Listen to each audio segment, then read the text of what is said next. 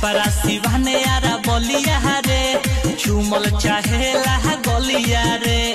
मऊ गोरखपुर पागल भइल देखिए कर उठा ललिया रे के हमरा से शादी करे के चाहता नहीं लोग बोलो कमेंट भर दे में एकदम जेकर बेस्ट कमेंट होई ओकरा के हम कॉल करे पहले जैसे अपना भलाई चलता ए राजा ये हमेशा इल्जाम होगा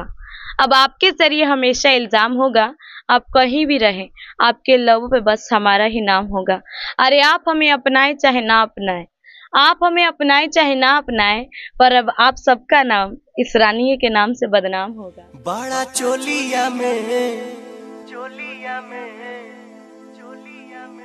बड़ा चोलिया में होता गुदगुदी राजा बड़ा चोलिया में होता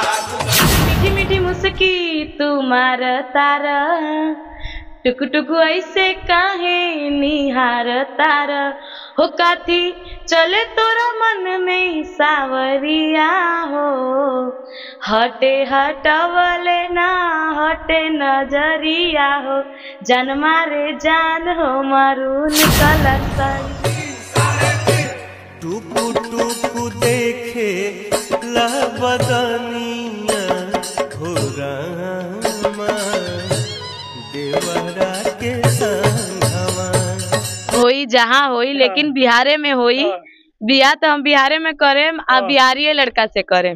काहे से कि हमार मम्मी भी हम जब ये बात घरे कहनी कि जब ये वायरल वीडियो हो गई 1 साल पहले वैसे तो लोग ना जानत रहे हमारे फैमिली के लोग कि हम डांस करी ना अचानक लोग जान गए कि हम बिहार में रह के डांस परफॉर्मेंस करी ना तो हमारे घर के लोग जब जानल तो हम कहनी कि ऐसा बात बा तो हमार मम्मी ये बात पूछली कि अच्छा बताओ आप तो ये बात सब क्यों जानते बा तो शादी ब्याह कैसे होई था हम कहनी कोनो बात ना मम्मी बिहार में कलाकार लोग के बहुत इज्जत बा ए जब बहुत लोग मिल जाये शादी करे खातिर है कि ना के हमरा से शादी करे के चाहता नहीं लोग बोलो कमेंट भर दे में एकदम जेकर बेस्ट कमेंट होई ओकरा के हम कॉल करे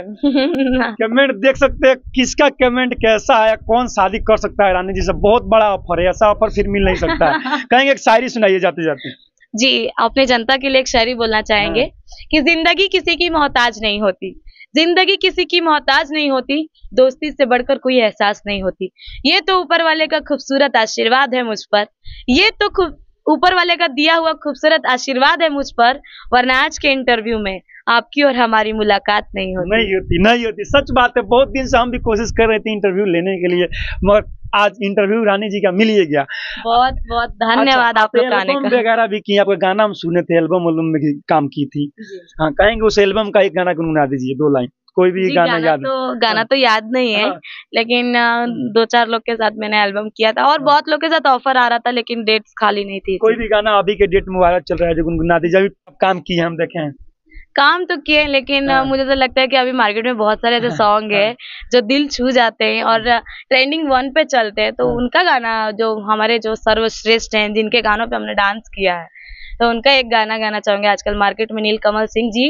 और कल्पना जी का जो सॉन्ग चल रहा है कि देखता नहीं मीठी मीठी मुस्की तुम्हार तारा टुक टुक ऐसे काहे निहार तारा हो काथी चले तोरा मन में सावरिया हो हटे हटवले ना हटे नजरिया हो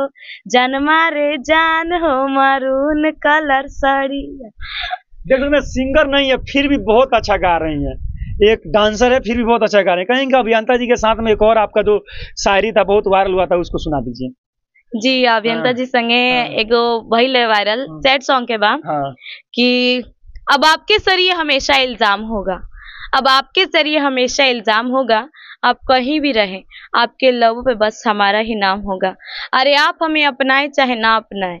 आप हमें अपनाए चाहे ना अपनाए पर अब आप सबका नाम इस रानी के नाम से बदनाम होगा। क्या बात